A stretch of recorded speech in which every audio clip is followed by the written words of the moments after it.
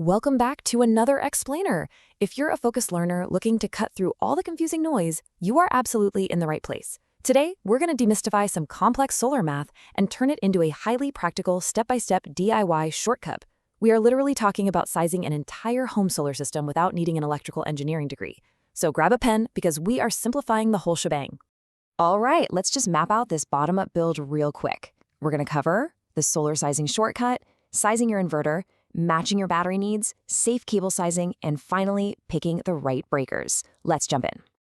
Part 1. The solar sizing shortcut. We're starting right at the source, the panels. And honestly, the absolute best part about this shortcut, the only tool you need to kick this off is your latest monthly electricity bill. The whole secret to this formula, it hinges on one magic multiplier right here, the number 10. Look, instead of messing around with incredibly complicated daily harvest calculations or staring at solar irradiance charts, just take your actual monthly consumption and multiply it by 10. It's that simple, it's fast, and it perfectly sets the baseline for what your roof needs to actually generate. So, here's how this three-step shortcut completely cuts through the technical jargon. First up, find your actual monthly consumption in kilowatt hours on your bill. Got it? Okay, step 2. Multiply that exact number by 10. That instantly gives you your total required solar panel wattage. And step 3, just divide that massive total by the specific wattage of the panels you actually plan to buy. Now, what's really brilliant about this times 10 rule is how it naturally bakes in a buffer for system losses. Let's look at a quick example. Say your monthly consumption is 449 kilowatt hours. Multiplying that by 10 gives you 4,490 watts of total solar panel capacity required. Now, you might be thinking, why 10? Well, it cleverly accounts for roughly an 80% system efficiency. Real-world systems lose power to heat, wiring, conversions, you name it.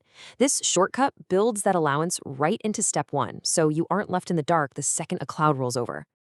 And here is how we translate that massive wattage number into an actual real-world shopping list.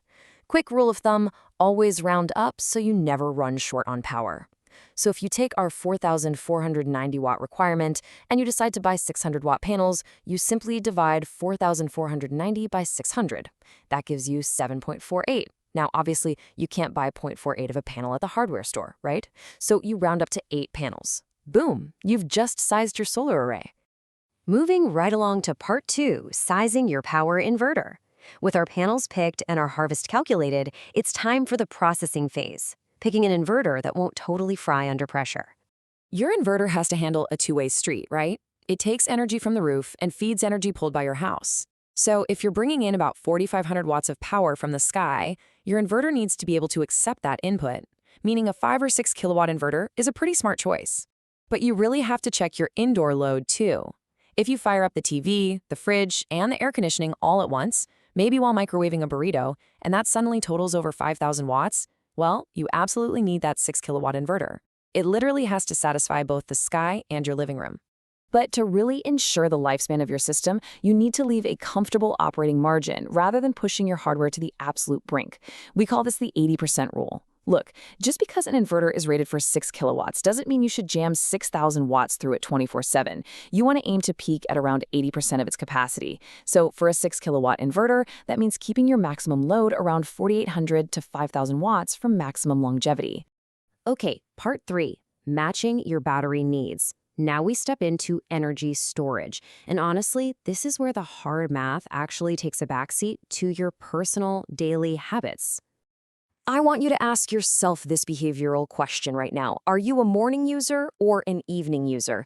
Because when you run your heavy appliances, completely changes what kind of battery you're going to need. This isn't just about watts and volts anymore. It's quite literally about your lifestyle. Understanding your own routine really is the ultimate shortcut here. Let's break it down. If you're a morning user, running the AC and doing laundry while the sun is blasting, the panels are powering those loads directly. So you can easily get away with a smaller battery, say around 100 amp hours. But if you're an evening user running all those heavy appliances at night, yeah, you're going to need a much larger bank, somewhere in the 200 to 300 amp hour range. And for balance users with pretty steady use day and night, a 300 amp hour capacity is highly recommended, just to protect you against those extended rainy days when solar charging is super low. Part 4, safe cable and wire sizing. We are now officially entering the critical safety phase of this explainer, making absolutely sure the metaphorical pipes can handle all this electrical water pressure without catching fire. Before we do any math here, we need to define one very vital acronym. If your panels are wired in series, your voltage jumps up, but your ISC remains your absolute baseline for cable safety. So what is it? The short circuit current, or ISC, is simply a number provided by the manufacturer, right there on the back of your solar panel. Properly sizing your cables based on this specific maximum current rating is absolutely essential to keep everything running safely and to prevent any nasty overheating hazards. Calculating your amps on both the solar side and the home side dictates exactly how thick your wires need to be. On the solar side, let's say your panel has an ISC of 15.51 amps. A 4mm solar cable is significantly safer and way more reliable than a thinner 2.5mm one. Never, ever let your wire be the bottleneck. Now, over on the AC home side, the math is super simple. Just divide your inverter wattage by your voltage. So 6,000 watts divided by a standard 230 volts gives you about 26 amps. An AWG10 wire technically works for this, but honestly, bumping up to a thicker AWG8 is an even safer bet. And part 5, picking the right breakers. Finally, we've reached the last step of our DIY journey, sizing those breakers to prevent nuisance tripping while still protecting your entire investment. Get ready for our second magic number of the explainer, the 1.25 safety tolerance multiplier. Look, you do not want a breaker that trips every single time a cloud passes or a fridge compressor kicks on. You absolutely need a buffer. You just apply that 1.25 multiplier to both ends of your system to handle everyday surges. For your DC solar breaker, take that 15.51 amp ISC, multiply it by 1.25, and that gives you 19.38 amps. The perfect fit, a 20 amp DC breaker. Then, for the AC home side, take your 26 amp load, multiply it by 1.25, and you get 32.6 amps. The nearest standard, safe size there is a 40 amp AC breaker. It's just clean, simple mathematical safety.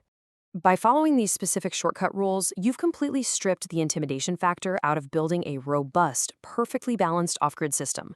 I mean, think about what we just did. We multiplied our monthly kilowatt hours by 10 to find our panel wattage. We applied the 80% rule to protect our inverter. We factored in our own daily habits to size our batteries. We used ISC and total amps to safely size our wires. And finally, we utilized that 1.25 multiplier for our breakers. You now possess the exact shortcut formula to take full control of your power. I highly encourage you to go grab your most recent electric bill right now and just do the math yourself. The real question is, once you cut that cord, what is the very first thing you're going to power with absolute energy independence? Thanks so much for learning with me today, and I'll catch you in the next explainer.